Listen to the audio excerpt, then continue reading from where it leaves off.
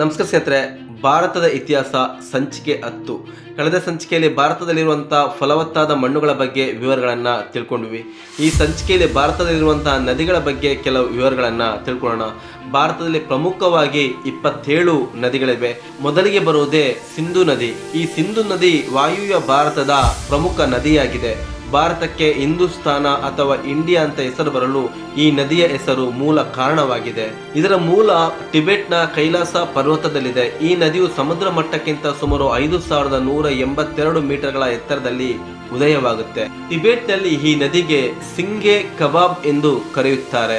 ಇದು ವಾಯುವ್ಯ ಅಭಿಮುಖವಾಗಿ ಹರಿದು ಜಮ್ಮು ಕಾಶ್ಮೀರ, ಲಡಾಖ್ ಮತ್ತು ಜಾಸ್ಕರ್ ಪರ್ವತ ಶ್ರೇಣಿಗಳ ನಡುವೆ ಸಾಗಿ ನಂಗಾ ಪರ್ವತದ ಬಳಿ ನೈಋತ್ಯ ಕಡೆಗೆ ತಿರುಗಿ ಸುಮಾರು 480 ಕಿಲೋಮೀಟರ್ ಉದ್ದವಾದ ಕಂದರವನ್ನು ಪ್ರವೇಶಿಸುತ್ತದೆ. ನಂತರ ಇದು ಬೂಜಿಯ ಬಳಿ ಮೈದಾನ ಪ್ರದೇಶವನ್ನ ಪ್ರವೇಶಿಸಿ ಹಿಂದಿನ ಪಾಕಿಸ್ತಾನ ಪ್ರದೇಶವನ್ನ ಸೇರುತ್ತದೆ. ಪಂಜಾಬ್ ಮತ್ತು ಸಿಂಧು ಪ್ರಾಂತ್ಯದಲ್ಲಿ 2880 ಕಿಲೋಮೀಟರ್ ದೂರ ಹರಿದು ಕರಾಚಿಯ ಸಮೀಪದಲ್ಲಿ ಅರಬ್ಬಿ ಸಮುದ್ರವನ್ನ ಸೇರುತ್ತದೆ. ಭಾರತದಲ್ಲಿ ಇದರ ಉದ್ದವು 709 ಕಿಲೋಮೀಟರ್ಗಳಾಗಿವೆ. ಜಿಲಾಂ, ಚಿನಾಬ್, ಬಿಯಾಸ್, ರಾವಿ, ಸಲ್ಲೇಟ್, ಶಿಯೋಕ್, ಸ್ಕರ್ದ್, ಹಟ್ಟೋಕ್ ಮತ್ತು ಕಾಬೂಲ್ ನದಿಗಳು ಇದರ ಉಪನದಿಗಳಾಗಿವೆ. ಸಿಂಧು ನದಿಯ ಒಟ್ಟು ಜಲಾಶಯ ಪ್ರದೇಶ 5,96,800 ಚದುರ ಕಿಲೋಮೀಟರ್ಗಳಾಗಿದೆ. ಆದರೆ ಭಾರತದಲ್ಲಿ ಇದರ ಜಲಯಾನ ಪ್ರದೇಶವು 1,17,864 ಚದುರ ಕಿಲೋಮೀಟರ್ ಆಗಿದೆ. ಸಿಂಧು ನದಿಯು ಪಾಕಿಸ್ತಾನದಲ್ಲಿ ವಿಸ್ತಾರವಾದ ಮೈದಾನವನ್ನ ಸೃಷ್ಟಿಸಿದೆ. ಇನ್ನು ಎರಡನೇ ಸ್ಥಾನದಲ್ಲಿರುವುದು ಜಿಲಾಂ ನದಿ. ಇದು ಕಾಶ್ಮೀರದ ಶೇಷ್ನಾಗ್ ಎಂಬಲ್ಲಿ ಉದಯಿಸುತ್ತದೆ. ಕಾಶ್ಮೀರದ ಕಣಿವೆ ಮತ್ತು ಉಲಾರ್ ಸರೋವರದ ಮೂಲಕ ಇದು ಹರಿಯುತ್ತದೆ. ಇದು ಭಾರತದಲ್ಲಿ 400 ಕಿಲೋಮೀಟರ್ ಹರಿದು ಪಾಕಿಸ್ತಾನವನ್ನ ಸೇರುತ್ತದೆ. ಪಾಕಿಸ್ತಾನದ ಟಿಮುಮ್ನಲ್ಲಿ ಚಿನಾಬ್ ನದಿಯನ್ನ ಸೇರುತ್ತದೆ. ಭಾರತದಲ್ಲಿ ಇದರ ಜಲಯಾನ ಪ್ರದೇಶವು 28,490 ಚದುರ ಕಿಲೋಮೀಟರ್ಗಳಾಗಿವೆ. ಈ ನದಿಯು ಪಶ್ಚಿಮದಲ್ಲಿ ಭಾರತ ಮತ್ತು ಪಾಕಿಸ್ತಾನ ದೇಶಗಳ ನಡುವೆ 170 ಕಿಲೋಮೀಟರ್ ಉದ್ದದ ಗಡಿರೇಖೆಯಾಗಿದೆ. ಕಿಶನ್ ಗಂಗಾ ಇದರ ಪ್ರಮುಖ ಉಪನದಿಯಾಗಿದೆ. ಜಮ್ಮು ಮತ್ತು ಕಾಶ್ಮೀರದಲ್ಲಿ ಈ ನದಿಗೆ ಜಲ ವಿದ್ಯುತ್ ಘಟಕ ಮತ್ತು ಡ್ಯಾಂಗಳನ್ನು ಕಟ್ಟಿ ನೀರಾವರಿ ಸೌಲಭ್ಯವನ್ನ ಮಾಡಲಾಗಿದೆ. ಮೂರನೇದು ಚಿನಾಬ್ ನದಿ. ಈ ನದಿ ಚಂದ್ರ ಎಂಬಲ್ಲಿ ಜನಿಸುತ್ತದೆ. ಈ ನದಿಯನ್ನು ಋಗ್ವೇದದಲ್ಲಿ ಅಸಿಕಿನಿ ನದಿ ಎಂದು ಕರೆಯಲಾಗಿದೆ. ಈ ನದಿಯು ಚಂದ್ರ ಮತ್ತು ಭಾಗ ಎಂಬ 2 ಮೂಲವನ್ನ ಹೊಂದಿದೆ. ಈ ಎರಡೂ ಜಲಮೂಲವು ಹಿಮಾಲಯ ಪ್ರದೇಶದ ಲಾಹುಲ್ ಮತ್ತು ಸ್ಥಿತಿ ಎಂಬಲ್ಲಿ ಉದಯಿಸುತ್ತದೆ.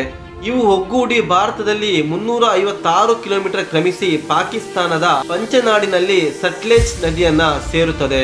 ಈ ನದಿಯ ಜಲಯಾನ ಪ್ರದೇಶವು ಸುಮಾರು 26,755 ಚದುರ ಕಿಲೋಮೀಟರ್ಗಳಷ್ಟಿದೆ. ನಾಲ್ಕನೇದ್ದು ರಾವಿ ನದಿ. ಈ ನದಿಯ ಉಗಮ ಹಿಮಾಚಲ ಪ್ರದೇಶದ ಕುಲ್ಲು ಬೆಟ್ಟಗಳ ಮೊನಲಿ ಕಣಿವೆಗಳಲ್ಲಿದೆ.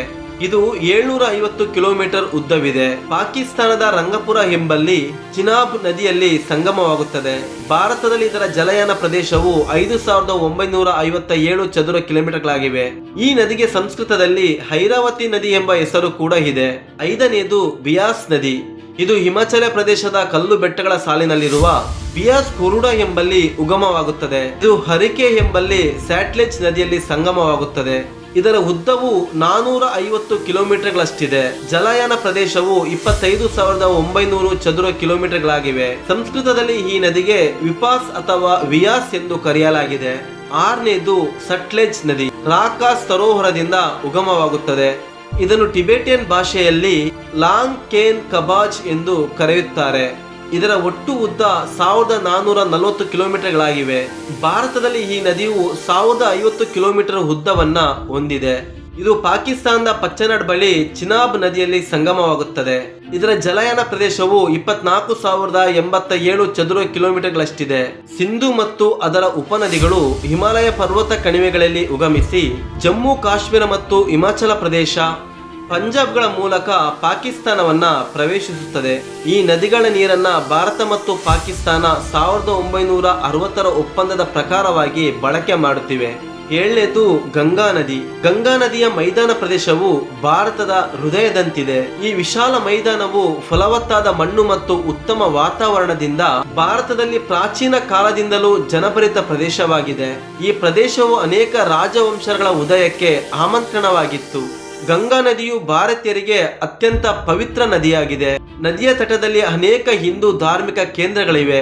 ಅಲಕಾನಂದ ಎಂಬ 2 ಜಲಮೂಲಗಳನ್ನ ಹೊಂದಿದೆ. ಭಾಗೀರಥಿಯನ್ನು ಗಂಗಾ ನದಿಯ ಮೂಲವೆಂದು ಪರಿಗಣಿಸಲಾಗಿದೆ. ಇದು ಟಿಬೆಟ್ನಲ್ಲಿರುವ ಗಂಗೋತ್ರಿ ಹಿಮ ನದಿಯಿಂದ ಸುಮಾರು 28 ಕಿಲೋಮೀಟರ್ ದೂರದಲ್ಲಿರುವ ಗೋಮುಖ ಎಂಬಲ್ಲಿ ಉಗಮಿಸುತ್ತದೆ. ಅಲಕಾನಂದ ನದಿಯು ಗಾಡ್ವಾಲ್ ಮತ್ತು ಟಿಬೆಟ್ ಗಡಿಯಲ್ಲಿ ಉಗಮಿಸುತ್ತದೆ. ಧೌಳಿಗಂಗಾ ಮತ್ತು ಮಂದಾಕಿನಿ ನದಿಗಳು ಕೇದಾರನಾಥ ಬಳಿ ಅಲಂಕಾನಂದ ನದಿಯನ್ನು ಸೇರುತ್ತದೆ. ಅಲಂಕಾನಂದ ನದಿಯು ಉತ್ತರಾಂಚಲದ ದೇವಪ್ರಯಾಗದಲ್ಲಿ ಭಾಗೀರಥಿ ನದಿಯಲ್ಲಿ ಸಂಗಮವಾಗುತ್ತದೆ. ಇಲ್ಲಿಂದ ಸಂಗಮಗೊಂಡ ಭಾಗೀರಥಿ ಮತ್ತು ಅಲಂಕಾನಂದ ನದಿಗಳನ್ನು ಗಂಗಾ ನದಿ ಎಂದು ಕರೆಯುತ್ತಾರೆ. ಇದು ಹಿಮಾಲಯದಿಂದ ದಕ್ಷಿಣದ ಕಡೆಗೆ ಹರಿದು ಹರಿದ್ವಾರ, ರಿಷಿಕೇಶಗಳಲ್ಲಿ ಮೈದಾನವನ್ನ ಪ್ರವೇಶಿಸುತ್ತದೆ. ಅಲಹಾಬಾದ್ ಬಳಿ ಯಮುನಾ ನದಿಯನ್ನ ಸಂಗಮಿಸಿಕೊಂಡು ಬಂಗಾಳದ ಮೈದಾನ ಪ್ರದೇಶವನ್ನ ಸೇರುತ್ತದೆ. ಇದರ ಅಂತ್ಯ ಭಾಗದಲ್ಲಿ ಅನೇಕ ಶಾಖೆಗಳಿವೆ. ಅದರಲ್ಲಿ ಪ್ರಮುಖವಾದದ್ದು ಹೋಗ್ಲಿ ಮತ್ತು ಪದ್ಮ ಶಾಖೆಗಳು. ಬಾಂಗ್ಲಾದೇಶದ ನೌಕಾಲಿ ಎಂಬಲ್ಲಿ ಬಂಗಾಳ ಕೊಲ್ಲಿಯನ್ನು ಸೇರುತ್ತದೆ. ಗೋಮುಖದಿಂದ ಗಂಗಾ ಸಾಗರದವರೆಗೆ ಇದರ ಉದ್ದವು 2465 ಕಿಲೋಮೀಟರ್ ಉದ್ದವಾಗಿದೆ. ಭಾರತದಲ್ಲಿ ಇದರ ಉದ್ದವು 2071 ಕಿಲೋಮೀಟರ್ ಉದ್ದವಾಗಿದೆ. ಇದರ ಜಲಯಾನ ಪ್ರದೇಶವು 9,51,600 ಚದುರ ಕಿಲೋಮೀಟರ್ಗಳಾಗಿವೆ. ರಿಷಿಕೇಶ, ಹರಿದ್ವಾರ, ಕಾಶಿ, ಪ್ರಯಾಗ್ ಮುಂತಹ ಧಾರ್ಮಿಕ ಕೇಂದ್ರಗಳು ಮತ್ತು ಅನೇಕ ಮಹಾನಗರಗಳು ಈ ನದಿಯ ತಟದಲ್ಲಿವೆ.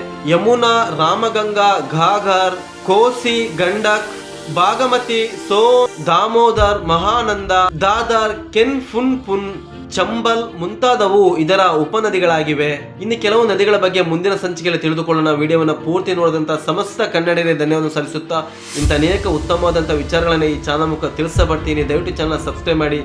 ವಿಡಿಯೋ ಇಷ್ಟ ಆಯ್ತಂದ್ರೆ ಲೈಕ್ ಮಾಡಿ, ಶೇರ್ ಮಾಡಿ. ಮತ್ತೆ ಮುಂದಿನ ಸಂಚಿಕೆಯಲ್ಲಿ ಮುಂದುವರಿಸೋಣ. ಅಲ್ಲಿವರೆಗೂ ನಮಸ್ಕಾರ ಸ್ನೇಹಿತರೆ.